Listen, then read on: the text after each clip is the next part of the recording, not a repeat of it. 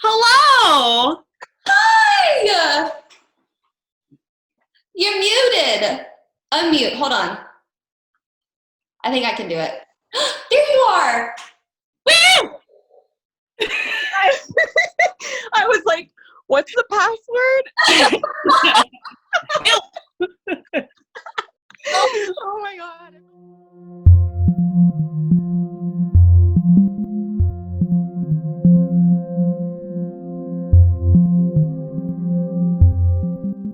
It's cool. So finally. The future. The future. Living in the future. We live in here. I'm just trying to touch you guys. We'll touch you. Hello. Hello! I'm so excited. I am too. Welcome Me too. to Coffee Talk. I barely slept last night, you guys. I'm Oh, so excited. I was so excited. I know. I've never done anything like this, so it's you know, it's strange, but it's like exciting, but nerve-wracking. yeah. Because it's also like, you know, I've only connected with you guys recently, and it's witchcraft. Of course. It's like, oh my God, what am I doing? It's so like conversations to have because it's so much fun to like talk to other people about. I know. I totally agree. Oh my gosh. I do. And it kind of like widens my practice too, even because it makes me expand my brain and think about so many other things. So Oh yeah, totally. The questions that you guys sent were so, like, they were so not basic, but they were really simple in terms of what it was asking. But I was talking to my witch sister this morning, and I'm like, it's so weird. I've never actually thought about that stuff because you're just in your practice, right? Like you don't think about why you're doing anything, or where did your practice come from, or how did it come to be. So it was really cool because I was like, wow, like that's a part of your journey, right? yeah. And you're kind of like sitting there summarizing it, and it was really grounding. It was cool. It was hard though. Yeah. I was like, when you first sent the questions, I'm like, oh, this is like that's easy. Yeah. And then when I started thinking about it last night, I was like, oh my God, this is like an essay. Yeah. You know, it really makes you take inventory when you're speaking it out loud and not just using it in your daily practice. Like to say it and to speak it into fruition makes you really think about, okay, why do I do the things that I do? You totally. know, why do I think the way that I think? How has this even come to be what my practice is? You know, yeah. So totally. Yeah. And when we started like this whole journey, Alyssa and I together, like we sat down together for like the first time ever and actually talked about our practice with each other. And it was such a huge, like, because it's exactly what you're saying, like your practice is what it is, and you don't think about why it is the way it is or how it became what it is. You just do what you do. And then when you actually sit down and start talking about it with somebody, then it's like it takes you out of your body. It's mind-blowing. It is. Right? It's like an epiphany, honestly. Yeah. And especially when you find somebody that, like another witch, right, that you not only connect with like on a personal level, like as friends, but in terms of craft, because the videos that I've seen of you guys, it's like you guys have both mentioned that there are certain things that you really aligned with one another. And that's crazy because, you know, before I had that, it was really lonely. It's like, I can't be you're either thinking I'm crazy, or, you know, there has to be somebody else out there that might not have had the exact same experience, but maybe something like it that can kind of validate, you know, what happened to you, right? Yeah. Like your own experiences. It's so important. And not that your craft always needs that, but it's nice to have because there's a lot of doubt that comes with this, right? there's so much doubt and imposter syndrome, and it's so nice to sit down with somebody and be like, oh, okay, like I'm not the only one that thinks this way or does it this way. Or I got goosebumps. But it's so true. Oh, this is so much fun, you guys.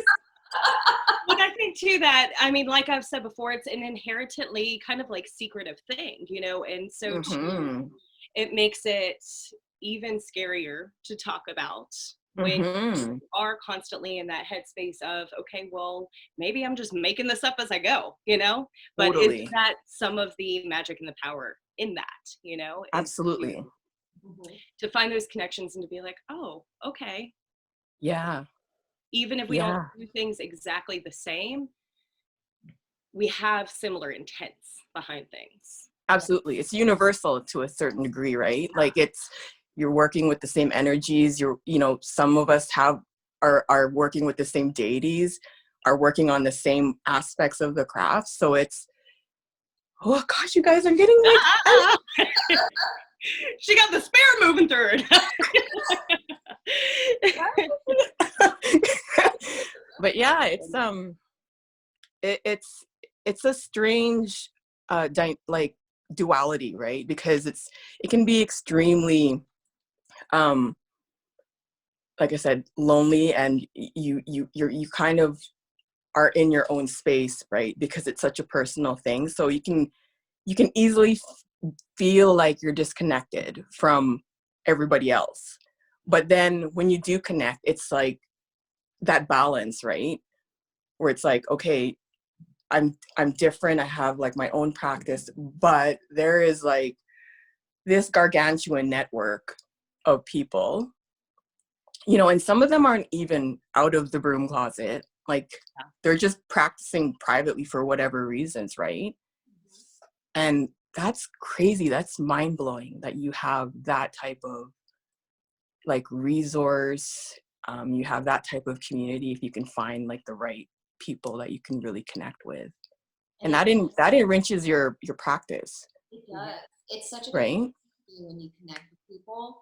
There's a lot of us, like, especially when Alyssa and I put together this Instagram, we connected with so many people out there that we would not have connected with otherwise. That it's so enriching. Like it makes you feel so much more connected. And in this lifestyle, in this practice, you can isolate yourself really, really easily because it's so easy to just go in the dark and in the shadows and do your work. But I think by connecting with other people, like it's able to make your practice even deeper. Were you guys scared to do it at first? Absolutely.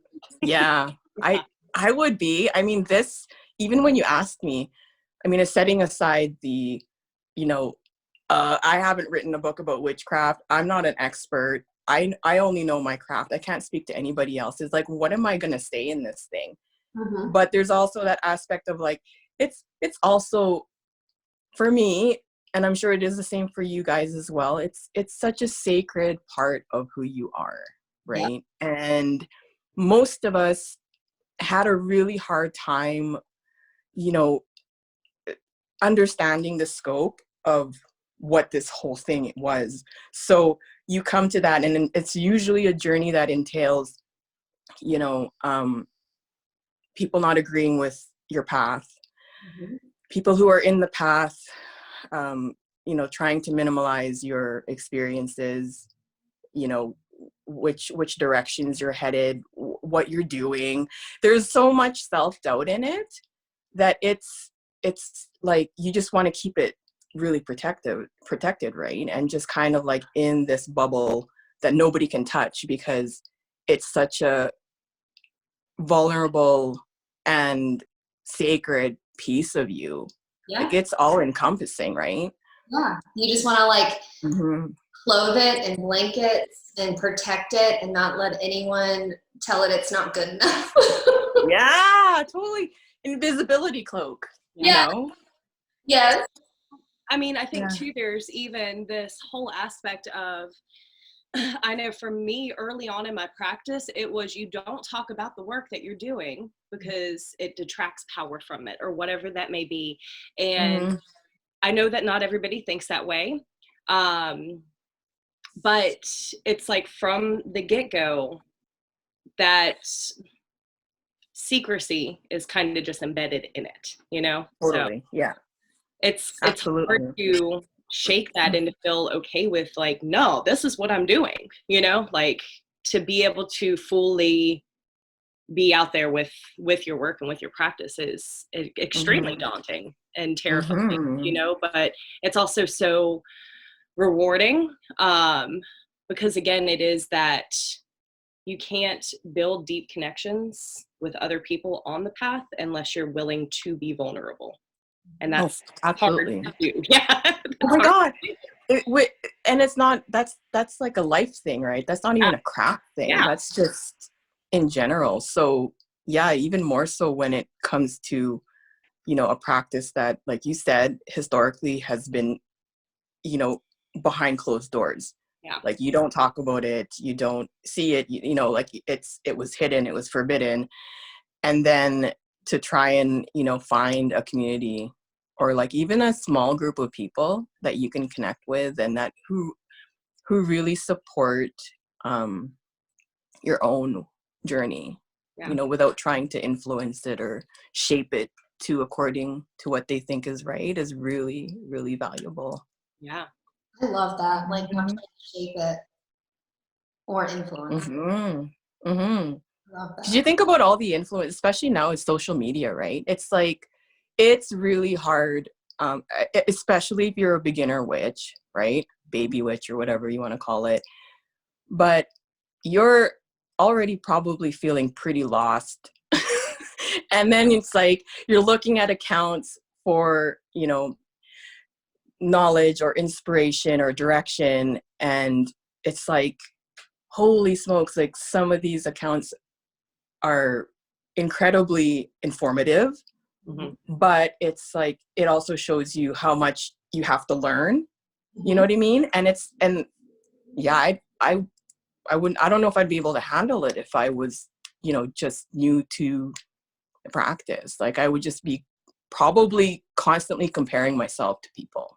Yes. And overwhelmed. Yeah. So overwhelmed. Like, how come I don't have 58 crystals in my pocket? Yeah. Why like, is it, you know? Do I need cargo pants? What's happening? Yeah. That would be so hard. Yeah. That would be really hard. Inside of them or no? My bra, my socks, Right. my hair behind my ear. This is so good. Why don't you introduce yourself? Yeah. 10 minutes in. Okay. My name is Micaéla. So Mika's fine. It's less typing. It is. That's what I tell people. I've been practicing for a while, but honestly, have only recently come out of the closet, maybe a year ago. Awesome. I'm like talking like straight across the board. I was like, if I kept thinking, if I'm going to do it, I can't just do bits and pieces, man, because I'll chicken out. Yeah. So I was like, you know, yeah, I mean, most of my family know. They're very Roman Catholic, so that's going to have to be like, you know, feeding them bits and pieces, and maybe they'll like follow the crumbs and figure it out. My mother knows though, but, and it was like, my account initially on Instagram was just poetry. And then I had a separate account that was personal. And then it got to a point where I was like, why am I splicing myself up like this? And I'm like, okay, you just need to kind of, you know, grow some lady balls and like step into it. You know, so yeah, so I mean, I don't want to list my whole resume, but it's me. It's me. It's me.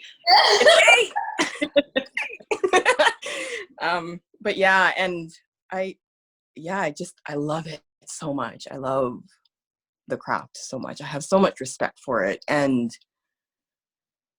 um, I don't really see myself as a teacher or anything like that. But I think that, like you said, when you connect with other people, you enrich your own practice, right? So that's something that I'm still learning how to do, being, just recently, like just a year into being very open about it. So yeah, I'm enjoying it. I But feel so free. It's nice. when you're able Mm-hmm.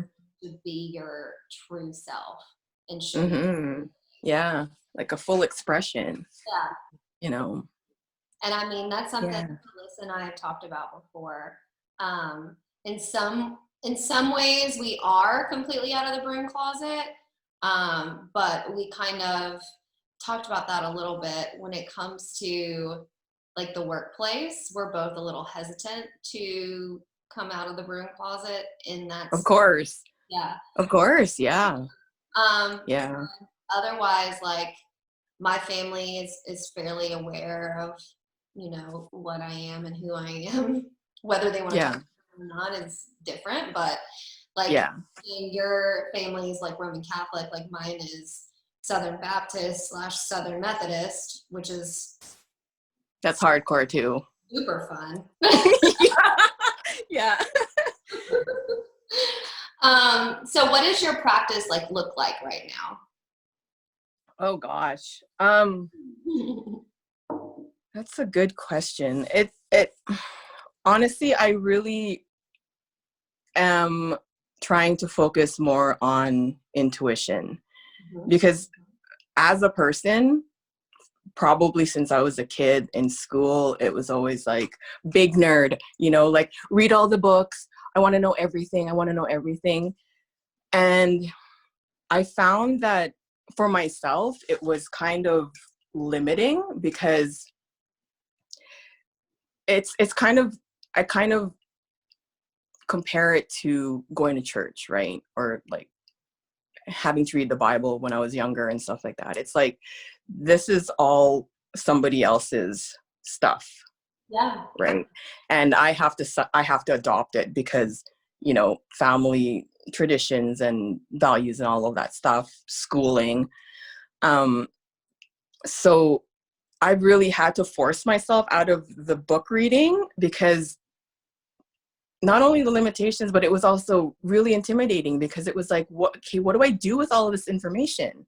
Like, do I focus on divination? Do I do just rituals? Do I do tarot? Like, so many different layers of the craft that you can dive into headfirst and go down a rabbit hole, right?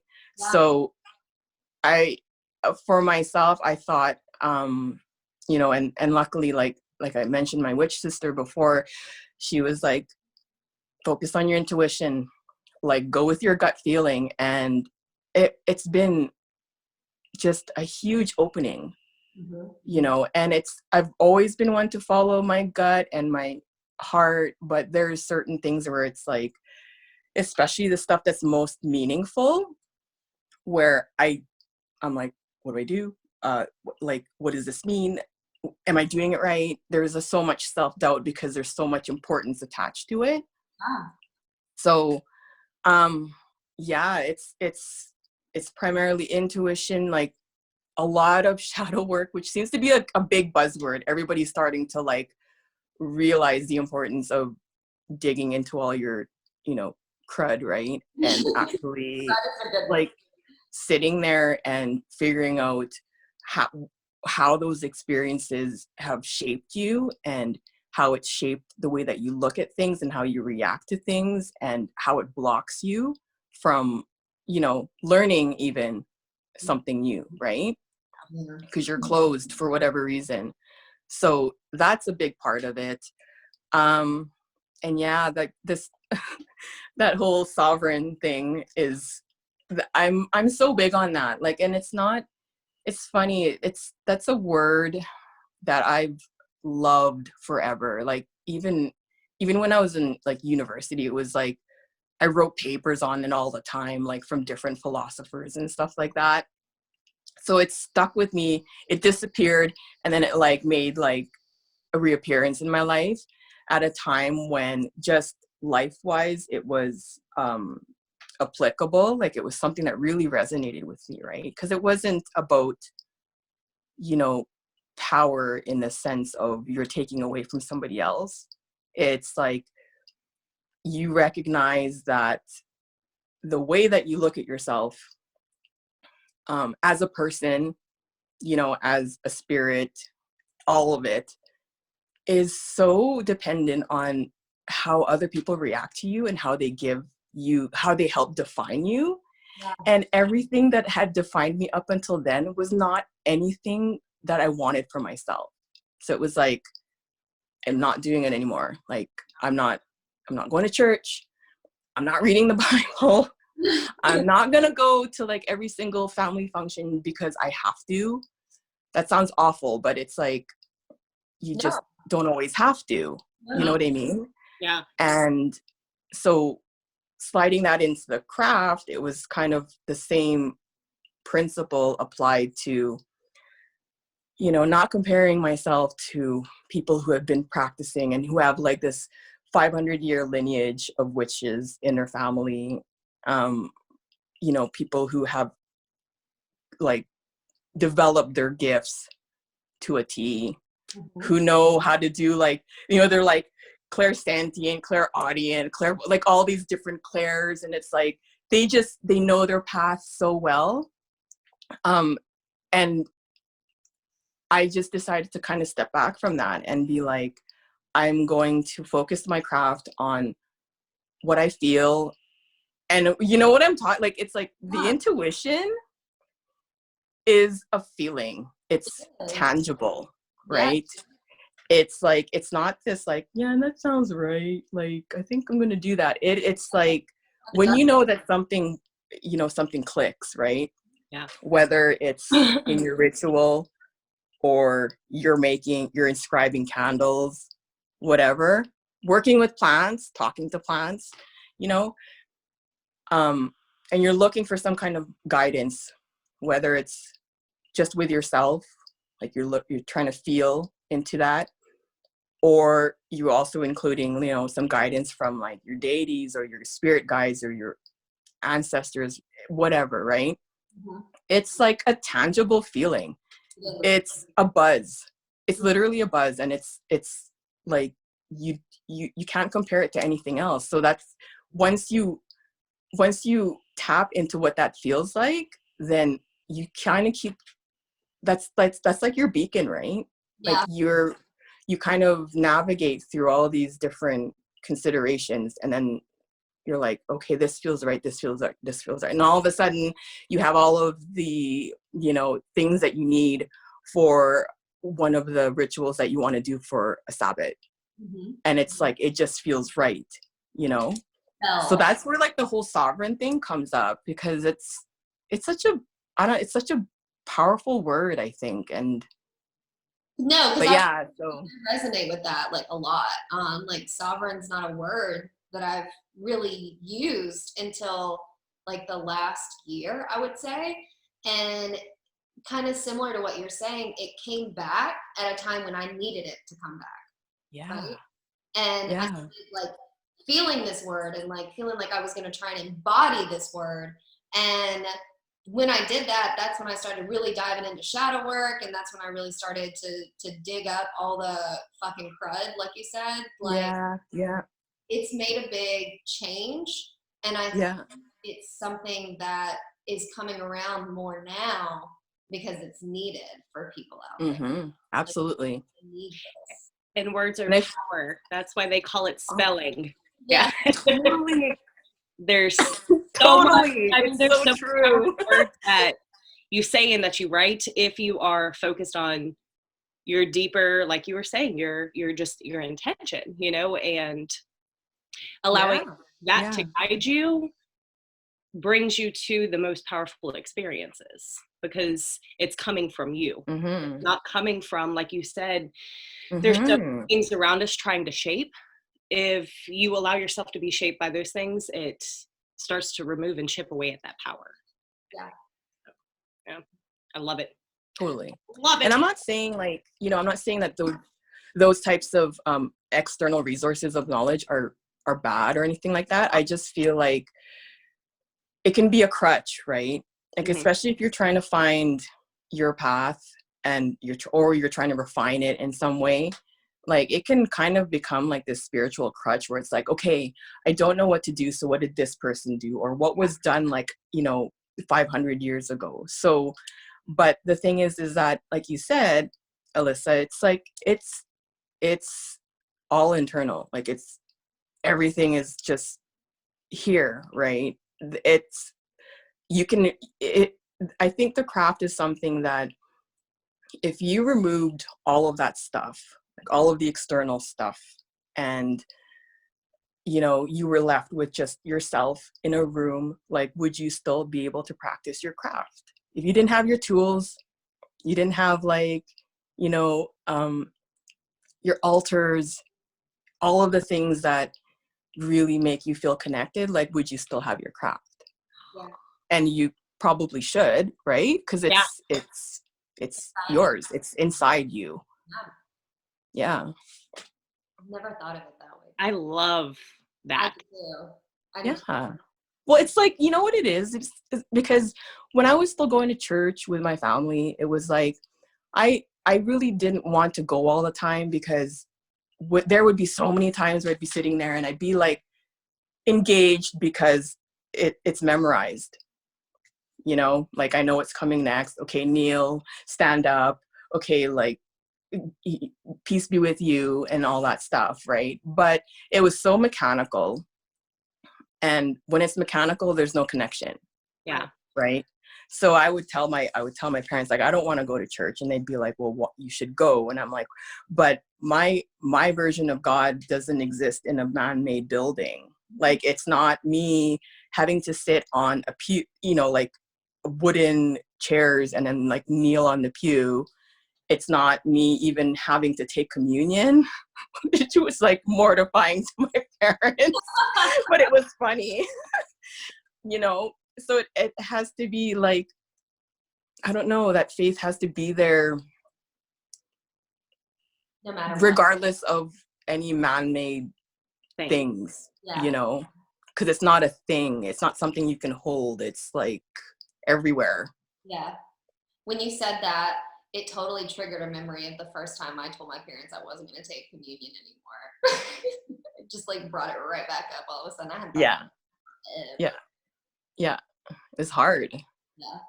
Mika, do you want to talk a little bit about your deity? I can. Yeah, I can. I mean, like, it's on my profile. I'm like Hecatian witch, so totally. Like, I love her.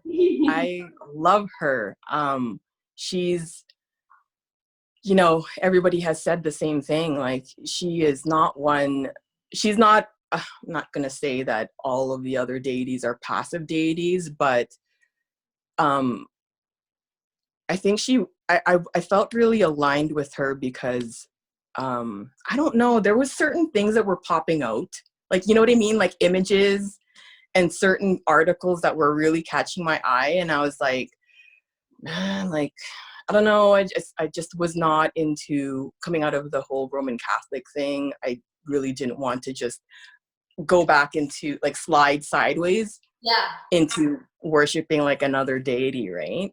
Yeah. But it became really pervasive. Like, I couldn't ignore it, and kind of went into it, and had some really beautiful and like extraordinarily humbling experiences that really gave me like roots, like it kind of felt like I was this beautiful like little witch balloon just kind of like wafting in the wind. And whereas when I figured out that I should, dive into it, and you get that calling, like a very strong and noticeable calling, it was kind of like having a tether to the ground, and it just kind of, no matter what I do, it's like it's there, it's like a safety net. And it's not, she's not a passive, it's not a passive type of relationship. You know what I mean? And it's like, I kind of think of my craft the same way. Like, it's not, I've never been a passive person. Like, I've never been one to be like, you know, I'm just going to wait here and see what happens. Like, if I wanted something, like, I would just take it. Right. Normally, Right. you know, Yeah. sometimes I would ask, you know, sometimes I would ask. Sometimes, yeah. Sometimes. But if I felt like it was like something that I earned, you know, I'm like, I'm going to take that. Like, I've earned that, you know. So I felt like it was a really good match. Like, you know, all of the signs aside, it's a relationship that I see her as, you know, a mentor. She's a guide, but all of the groundwork is my doing.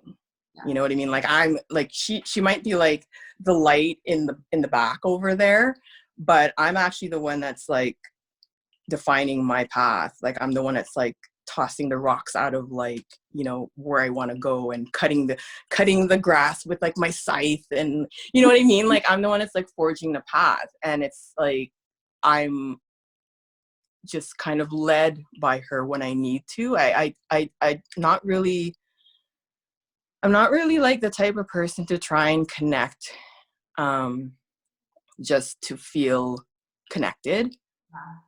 You know, I like it to be really organic, because then it just feels more natural, and it always feels like the timing is right when that happens. And, you know, I trust in that timing, because whenever I've needed it the most, it's like, oh, there she is, you know, like, you get all these different signs, and it's, they are signs that are very obvious.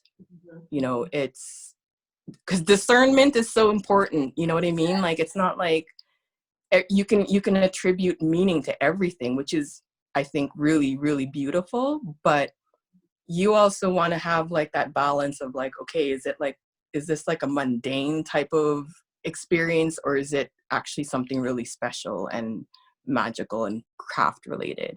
Yeah. So that's a process, right? So, but yeah, like, she's my main gal. I love her. I really, yeah, I have so much respect, and like, it's I don't want to say she's on a pedestal, because that kind of removes her from me. You know what I mean? But she's kind of like my walking buddy, and sometimes, most of the time, she walks ahead, and she's just doing her own thing, and I'm doing my own thing, and it's like every once in a while she'll like whistle back, and I'll be like, yeah, I'm still here, just doing stuff, looking at twigs, Found something shiny. Yeah. Yeah. Yeah, totally. Like a crow moment, you know, picking up all the shiny buttons along the way. But yeah. Yeah. You got a really great question from one of your followers on Instagram. They were asking you about, like, where do you find inspiration for your practice? I thought that was incredible. Oh yeah, I forgot about that one. I'll think about it now. Yeah. Inspiration. Do you know what I think? I think a lot of the inspiration, it's all about balance, because growing up, I was always like in the light, like sunlight, you know, like playing outside, being around like animals and bugs and grass and trees and stuff like that. And everything was always kind of like pretty. Yeah. You know, I think I'm naturally inclined towards that, but it's something that I don't have to work on. Like, I'm aware of it. You know, if I'm walking outside, I'm always like the person that's like, oh, there's like a ladybug, you know, let's help it, like, move it to the side so it doesn't get squashed. And like, oh, like, look at, there's like birds in the sky, and oh, that cloud looks like an elephant. You know, like, there's that constant awareness. Yeah. So my inspiration in terms of my craft is to kind of go in the opposite direction. So that's where the whole darker aspect comes from. So I just want to clarify, like, it's not like, I don't think, I personally don't believe that there's like black or white magic, light or dark magic. Like, I think it's just one neutral energy, and then it's like the intention of the witch that puts color to it, whether it's black or white or gray or everything else in between, right? But for me, it's like, you know, literally black stuff. like it's actually black. Actually black stuff. Like, I connect with it for some reason, and it's you know, like a few of my friends have kind of been like, you know, it's that, you know, like you should probably try something outside of your aesthetic. And I'm like, it's not an aesthetic. Like, I just like it. I feel comfortable with it. I like yellow. I like bright oranges. I love like all of those things. But when it comes to the craft, it's like, if I'm doing spells, depending on what they are, right? I'm doing spells. If I feel like I can get away with the black candle, I'll do it. Yeah. You know, because you can kind of, I don't know, you can use herbs that will kind of counterbalance the black candle, the intent of the black candle.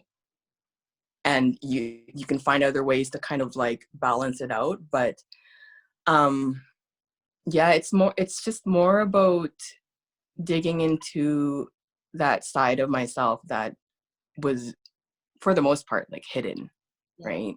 Because I do love animals and stuff like that, but I also love skulls, and I really love like poisonous plants, and I really love, you know, like macabre vibe type of things. So yeah, it's like, you know, it's not, you kind of go from the fluffy stuff to the prickly stuff. So I guess that's what my inspiration is just finding that balance for myself, you know, because I'm the one practicing. So Exactly. It's your practice. yeah. For me, like, I use a lot of black candles. I am not gonna lie. But it's kind of like, you know, what you're saying in terms of everyone's practice is gonna look different. Culture is different. So for me, like the deity I follow is Celtic, and in the Celtic beliefs, white symbolizes death because it's lack of all color, and black symbolizes life because it's all color together. So that's how I use it in my practice. So I have like 20 black candles and like 3 white candles. And I only use white candles if it's something to that degree of color. All the other work that I do, most of it has to do with putting a bunch of color in, so I'll use it. But everyone's practice is gonna look different because everyone. And I think it goes back to what you were saying earlier about it being your intuition. You know, if that's what speaks to you and that's what you equate with whatever work you're trying to do, then that's exactly what you should be doing. Yeah. It all ties into that intuition. It totally does.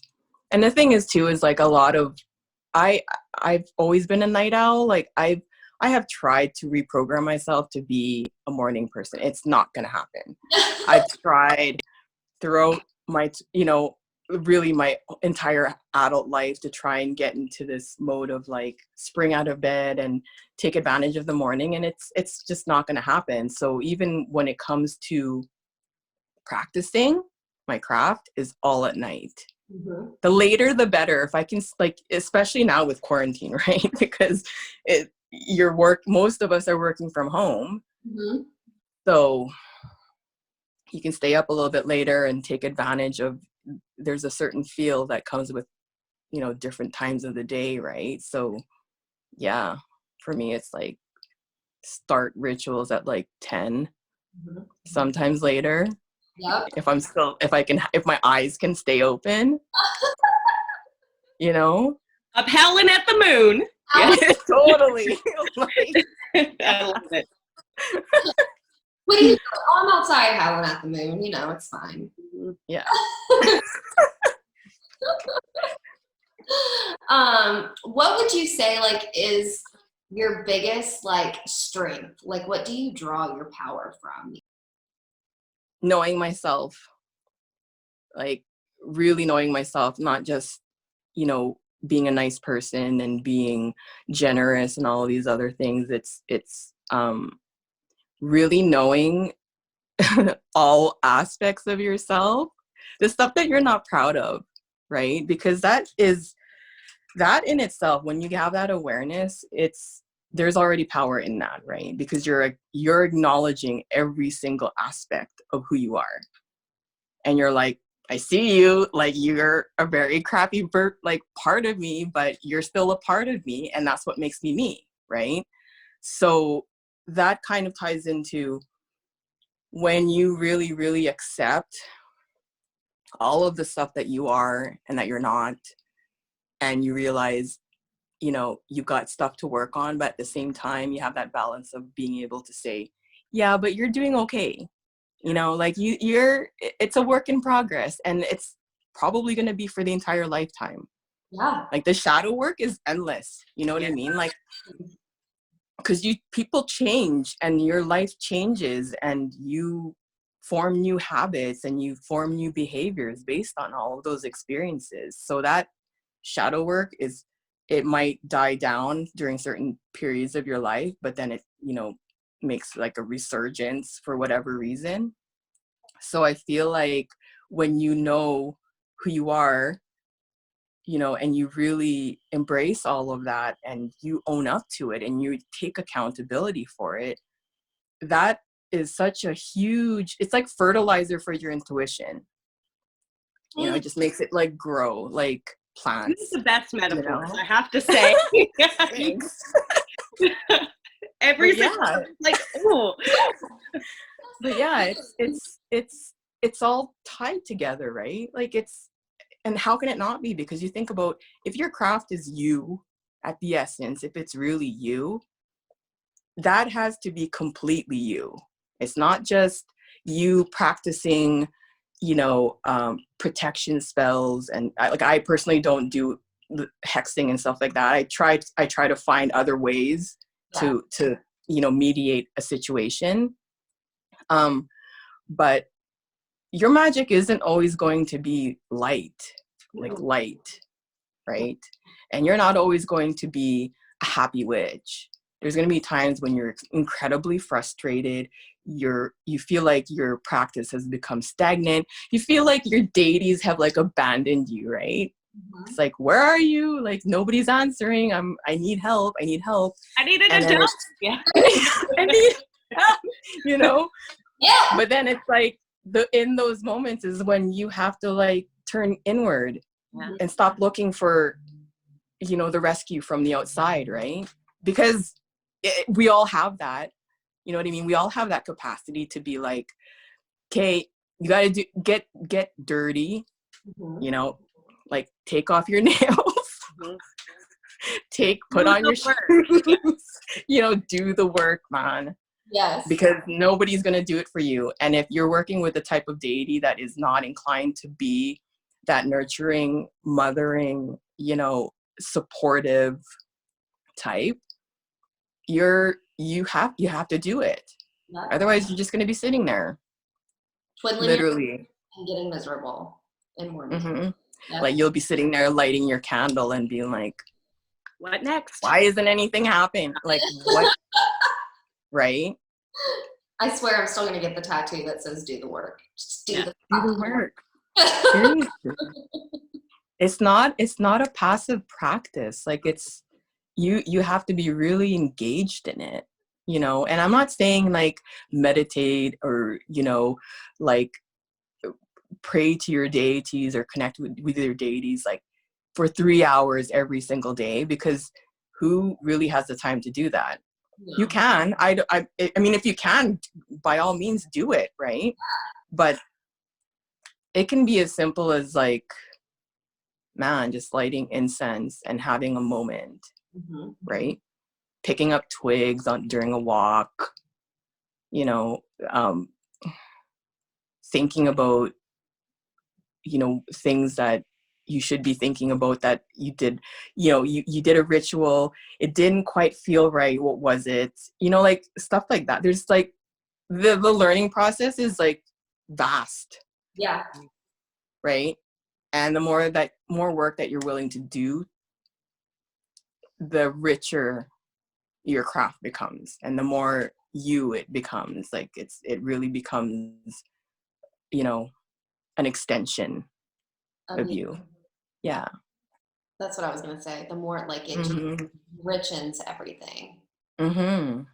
What called you to your path? Um, I'd have to say that it was primarily like a constant feeling of being incomplete.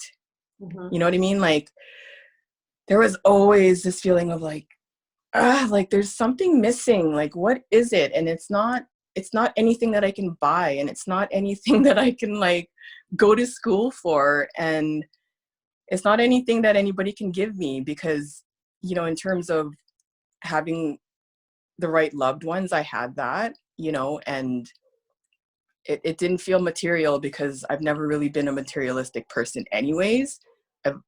You know, I would go outside and I would feel like kind of whole, but it was like still missing. So it came to a point where, you know, when I was talking about when I started to look at myself and how I defined myself, and realizing that the way I defined myself was in complete relation to how everybody else saw me, and Yeah. how I wanted to like fit really comfortably into a box for them because it made it easier for them. Yes. And it made me feel more valuable. Like my self-worth and self-value was all based on everybody else. It was all completely like external. Mm-hmm. So it got to a point where I was like, hold on a second. I need to, why am I feeling like I'm in pieces here? So it's like I started looking at all the different pieces. Like I'm talking, you know, childhood stuff. What did I do as a kid? Yeah, well, like most witches, you know, you're out there climbing trees, or you're building nests, and you're making like your little potions, and you're talking to animals, and you're talking to the sky, and it's like, you know, and then you start to like sequentially go through your life. Mm-hmm. And I started to pick out the pieces where I felt the happiest. Like I felt like I was most free, like most myself. You know, it wasn't, um I was just happy. You know, I didn't care about what people were thinking, and it was like, okay, so now I've got all these pieces. So I started looking at all these pieces, and then it's like, okay, this one goes here. I think this is like connected, like the animals and like nature and stuff like that. And then it's like, I mean, this was not a 2-month process. No. I'm not even ashamed to admit it, but it took me like just over 7 years to get to that point, because there was a lot of resistance, you know, and I didn't know what to look for, and I didn't know why I was feeling the way I was feeling. And, you know, so there was a lot of, um, you know, taking the weavery apart, like pulling the threads out of the cloth, right? And like looking at every single one and being like, I don't like that one. That one's frayed, and that one's like, this one's like not made in Canada, so I'm throwing that one away. You know, like it was a very meticulous, and it was painfully meticulous. Like it was completely uncomfortable Mm-hmm. and difficult. Like it was the hardest thing I've ever been through in my entire life. So then it got to the point, you know, fast forward that process 7 or so years later, and it's like, okay, like let's put all the pieces together. And I was just like, oh my God, I can't be that. Like, first of all, the Catholic thing reared its head, you know, so I'm like, oh my gosh, like what are my parents gonna think? And it's like, oh my, like you're an adult now, you know, so it's like this constant battle of like really putting your foot down and being like, there is nothing wrong with me being this way. Nope. And being on this path, it doesn't hurt anybody. You know, my intentions are not self-serving. I'm not here to take away from anybody. I'm not here to, you know, force anybody else to do anything that they don't want to do. It's just me. Mm-hmm. So it's like when I put all those pieces together, I'm like, oh my God, it's like WITCH. Holy crap. Are you kidding me? And it just made, and it was like, when I came to that realization, it was such a, oh my gosh, it was like highly emotional, but the feeling of completeness and wholeness and peace with yourself was like no other I have ever felt in my entire life. Like hands down, it was a moment of really knowing, and I'm like getting all choked up. But like it was a moment of really knowing yourself, you know, and realizing that you're okay. Like you're okay being that. Yeah. You're okay being a witch, and you're okay that you deal with all these things that, you know, a lot of the non-witchy people aren't even like, you know, have the opportunity to deal with. Yeah. You know what I mean? So yeah, that was that feeling of like I'm fragmented, like maybe I'll just buy a new pair of shoes, you know, maybe I need to dye my hair, get a piercing. And it was never enough, you know. And it wasn't until I actually like figured out what it was that I am as opposed to what I should be. Mm-hmm. You know, you step into it, right? What I am versus what I should be. Yeah. I love that. Mika, it's like you're a writer or something. So much fun. It is. Like, don't you guys find that, like, yes. okay, enough about me, but like, don't you find that like in you know, it doesn't, obviously your guys' experience is going to be different, but that moment that you decided to walk that path. Yeah. It's like one of the most powerful, if not the most powerful moment of my life. And I think it's something, like to your point too, it's not something that happened overnight. Like it's something that started one day, and years later is when you actually step into that power. And every day you wake up and step further and further into that power, because it's something that's constantly evolving and constantly changing. That's yeah. It's like the second that you think that you know. Oh my God.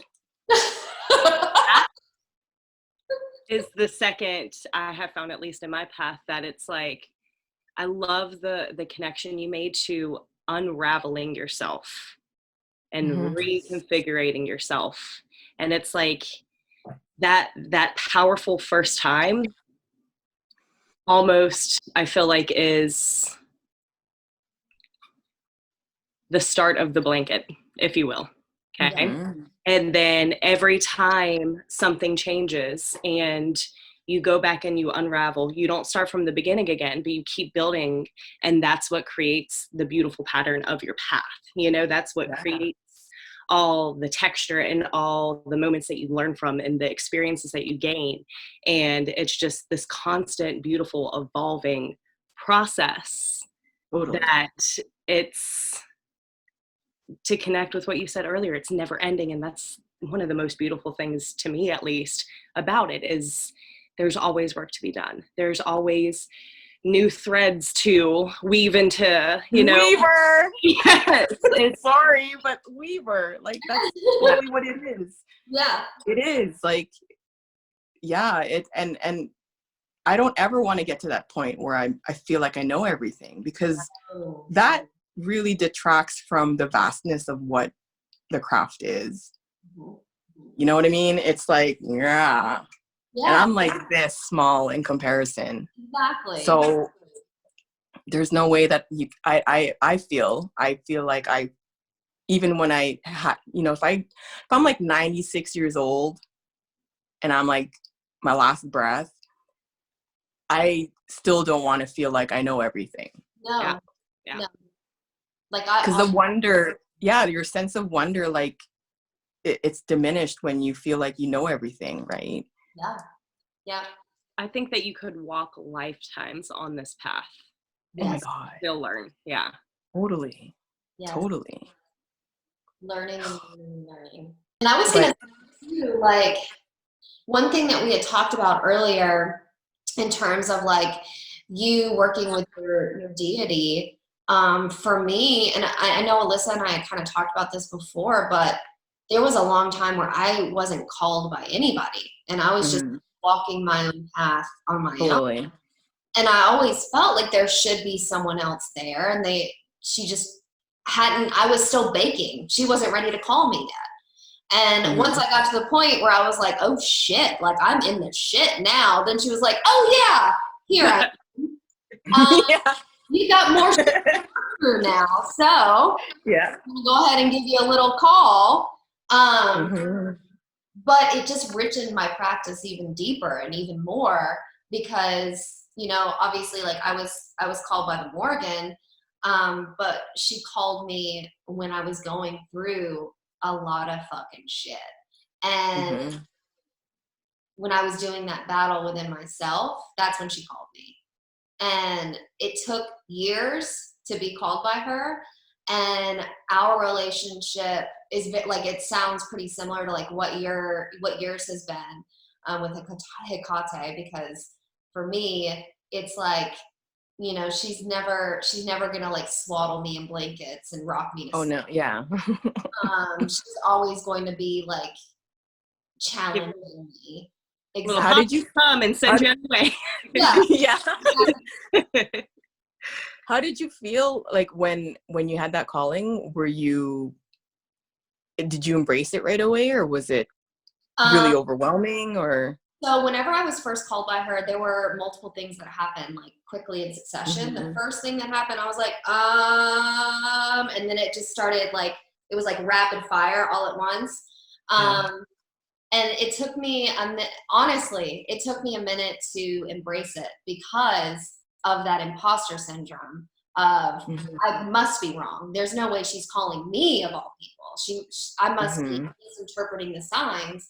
And that's why it's so important to what you said earlier, to trust your own intuition.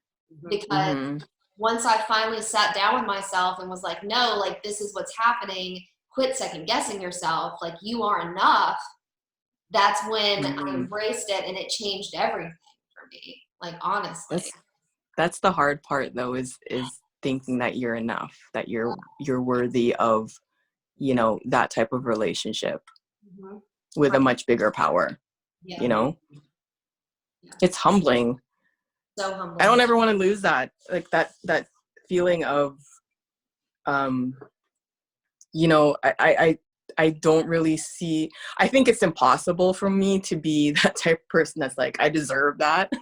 Like it's just ingrained in me, you know? So, but like as with all things, it's like a balance, right? I don't want to be so humble that I don't think I'm worthy of anything, but I never want to be that person that's like, why hasn't it happened? I've done everything. I deserve this. Hello, you know, like here's my golden ticket. Yeah. Like why hasn't a deity connected with me at all? Because I think it's like timing. I think so too. Because I think you can't force it. Yeah, they call you when they're ready for you or when you're ready for them. Yeah, or you're not ready for them. Right. Right? I was very resistant to working with a deity. Really?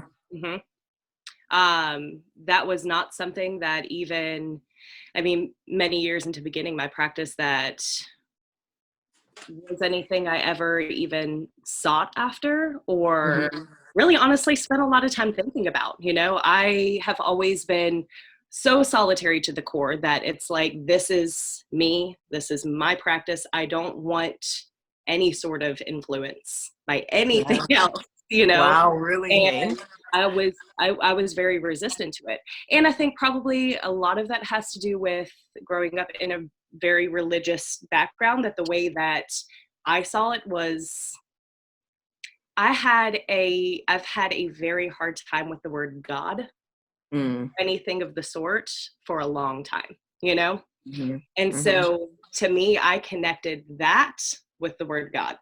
Yeah. And Mm-hmm. it took me until, 10 years ago to be okay with the word God. And Wow. to be okay with, for me in my practice early on, it was about energy. Like Right. Yeah. feeling energy, sharing energy, working with energy, manipulating energy. Like that was something I could get down with. Yeah. The second that it turned into being was something that I was like, absolutely not for me, Yeah. So it took a lot of reflection and a lot of realizing again the things that have shaped us in the past. Mm-hmm. Why do we have the reactions to things and to words and to ideas? Mm-hmm. Yeah. Mm-hmm. Why are those reactions there? And for me, it was a self-protection of Mm-hmm. this was a traumatizing experience for me. I'm not going back there, Mm-hmm. Yeah. Mm-hmm. And I think that was something that I struggled with a lot too in the beginning, because I didn't want to switch from one God to another God. I wanted to step into myself and learn who I was, and learn and like lean into my power before I switched one God to another God. Because growing up in the church the way I did, it felt like that's what shaped so much of my life. And it felt like it shaped most of my decisions and most of my friends. And it's just, I didn't want to be in that place anymore, or in that state. I wanted to own my power and own myself and not be under the influence of a God. So I can, Totally. Yeah. I can definitely identify with that. But it's interesting because once you have that relationship, it's different. Like it's vastly different than like what I grew up with or how I felt, Mm-hmm. church every Sunday. Mm-hmm. It's a very different experience. Mm-hmm. Yeah, it's not a subservient type of relationship at all. And there's not like, with Catholicism, it's like this merit system, right? Where it's like you have to do all these good things in order to know that you're a good person, in order to get to heaven. And it's just like, and it's no matter how good of a person you are, like you're still shit. Yeah. Like just stop, because you were born with original sin. So just give up, accept that you're flawed. You know what I mean? Like, and it's like, it's a horrible feeling.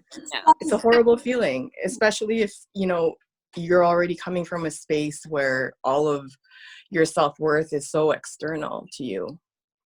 Yeah. And that's like, your faith is supposed to be, it doesn't have to be, but for myself, it's such a big part of who I am. I've always wanted to feel connected to something, so then it's like, well, man, there's a lot of conditions in this. Like, I get the 10 commandments. That's kind of, commonsensical to a certain extent, but it's just like, I would sit there and, oh my God, like some of the priests were just like, you would come out of there feeling like you had murdered somebody. Yeah. Or that you're just really, really dirty. Like, no matter how often you bathed and like combed your hair and, wore wholesome clothes, it's like, you're never good enough. But if you take communion, you can go up there, if you follow all these rules. And it's like, where is the relationship in that? Yeah. There's no relationship. It's no different than like an employee. Like, you're just working to get bonuses. Yeah. There's no like sense of fulfillment. Like, there's no sense of gratification. You don't get anything out of what you're doing. Yeah. I love what you said earlier too about the pedestal, and how it not feeling like a thing where it is removed from you, that it is, you're on the path together, that I think is such a powerful thing. And to me, that's one of the reasons why it does feel so unlike anything that I've ever experienced before, is because it's a relationship. It's not this the thing. big guy or Yeah, the big thing yeah, up there. Yeah. yeah. So Not the eye in the Yeah. sky telling you what to do. Yeah. It's, Yeah. And that's like one thing that I never understood in Catholicism is like, you know, we're setting aside the original sin thing, but it's like we are supposed to be made in his image. Oh, it's so gross, like even just saying those words. But it's like it just makes me so not me. But like, you know, the divinity that you're supposed to come from is already removed from you from birth. yeah. And there's absolutely no way that you can get it. you're wrong from the get-go. Yeah. Yeah, like it's like you're set up to fail. Yeah. Like you're like, here's like a 3-legged relay team, but you're like attached to a donkey.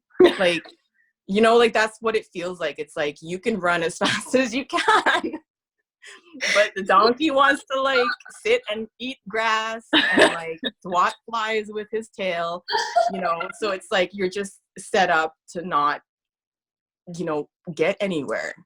Whereas, like you said, Alyssa, like with this type of relationship, it's not a worship relationship. You know what I mean? Where it's like, okay, I need to top up my credits with like X deity, right?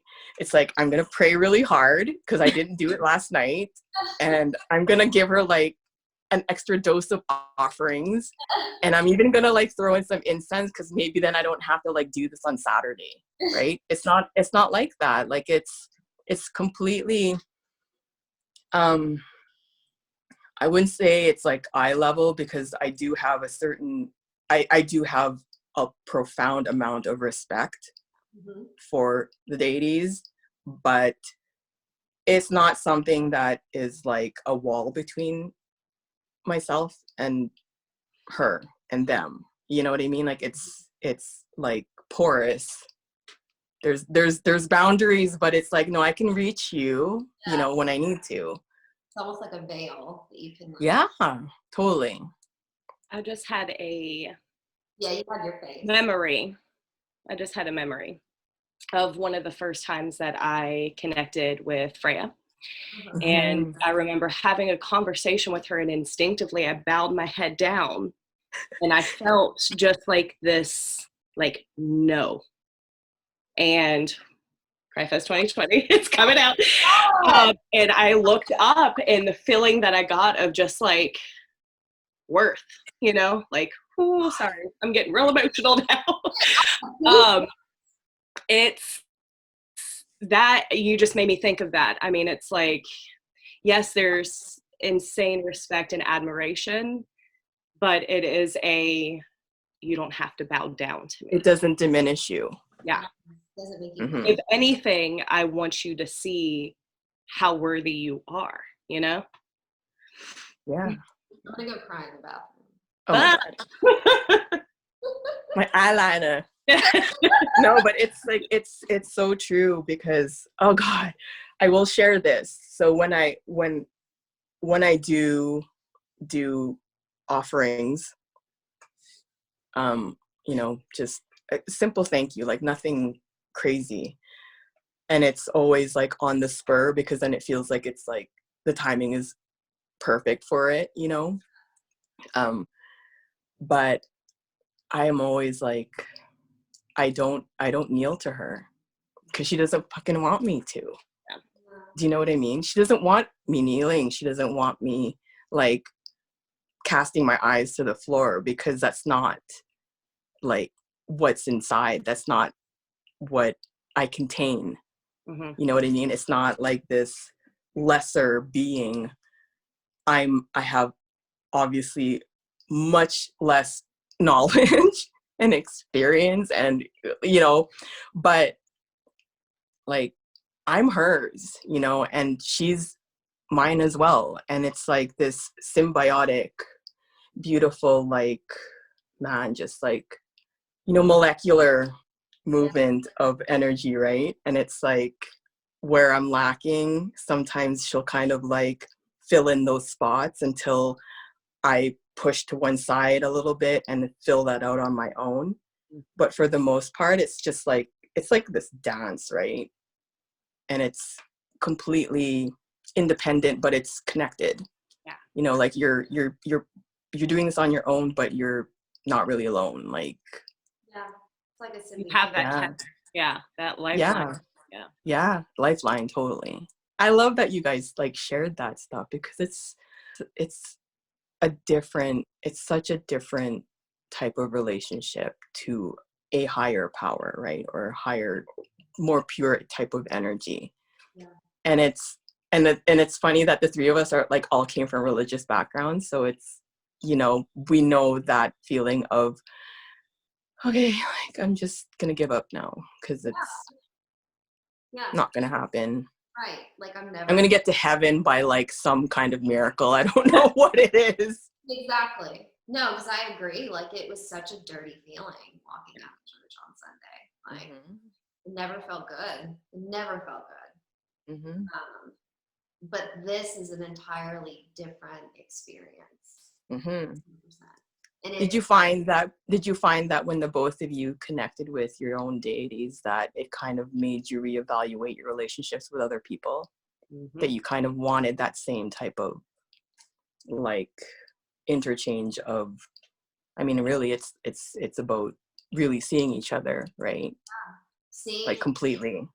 I felt like the way that I viewed boundaries changed Mm-hmm. entirely. You know, the way that Mm-hmm. what Oh my God. yeah. Don't even get me started on boundaries, girl. Like it is, yeah, that's a real thing. And I always used to laugh at that concept of boundaries. Like I used to think like people that were weak were the ones that had to have boundaries. And it's like, yeah, no, actually you think that way because everybody walks all over you, you know? your boundaries are like drawn in pencil and easily used. Yep. Yeah. Floss. You know, like as opposed to barbed wire, Just a little some kind of string. edible string. It's a party over here. Yeah. Well, just that, like, I became a lot less forgiving about what I would allow others to take from me, to be honest. You know, like what no has been another one of that has been a hard thing for me to learn in my life, and learning how to say no and understand that that doesn't make me a selfish person. Was a big lesson that came after that experience. Like I am allowed to take care of myself and to see myself as whole and as something that can exist on its own. Yeah. Were you surprised at how non-existent your boundaries were when you came to that realization? Were you kind of like taken aback by how much you gave away of yourself in terms of not having strong enough boundaries or not having boundaries at all? Yes, but I would say it took me a long time to get to that point. Yeah. You know, because it very much, I think when you're establishing those boundaries and really just discovering, like you said earlier, who you are, you know, like what are the parts of you that are valuable to you, it is a building process. It's not like all of a sudden, oh, I know my worth and these are my rules. It's like it starts with, okay, this thing really makes me feel bad. I'm going to start by saying no to that. And then the next thing comes along and it becomes a little easier to say no to. And then once you get to a point that it's like, okay, I'm done with putting out the parts of myself that I don't owe to anybody else. And you look back on all of the no's that you had to say, it's like, wow, what was I doing? You know, what was I doing? So yes, but it has taken years, you know? Yeah, it's not a quick process at all, you know, because most, I don't know, like, especially if you're coming into it, not having that awareness in the first place, like it, you know, later, you're a late bloom in that regard. Like it's a building of oneself, you know? So no matter what you are, when you go through that, I think that it's just the evolution of the life path. Yeah. And like stepping into who you are and becoming who you are. And I don't want to say learning who you are, but building the person that you want to be. You don't start that process at 18 years old, 19. Like, you gradually get to know yourself. You gradually are like, this is who I want to be as a human being. And that process kind of helps form who you are and helps you figure out the qualities that you're going to have and like the relationships you're going to have and how you're going to form those relationships. And it's like, it's a whole process. Yeah. And it's like, it's not even just about wanting to do the work. It's realizing that you have to actually look at stuff. You know what I mean? You have to put your head into the garbage bag and be like, what the hell is in there? What is stinking up my trash can? You know? Yeah, it's a process, and it's not easy, and it's probably one of the hardest things that people go through is like trying to figure out who you are. You know, and then you throw in like, you know, something like witchcraft, and it's like another layer, massive layer of stuff to dig through. Luckily, we've got a whole lifetime to do it. I know, but then I'm like, that's not enough. Maybe more. Can I work on this stuff in the afterlife? Exactly. Can I? Here we go. Yeah, can I just bookmark this and come back to it after, like, I've been wandering around for 40 days? Is there a cloud for lifetimes? Can we just save things in the cloud? Yeah, hey? Yeah. Save as. Guys, thanks so much for watching. Don't forget, please follow Mika at Bloodspell on Instagram. If you don't already, hopefully you already do. She's literally one of the loveliest witches we've ever come across.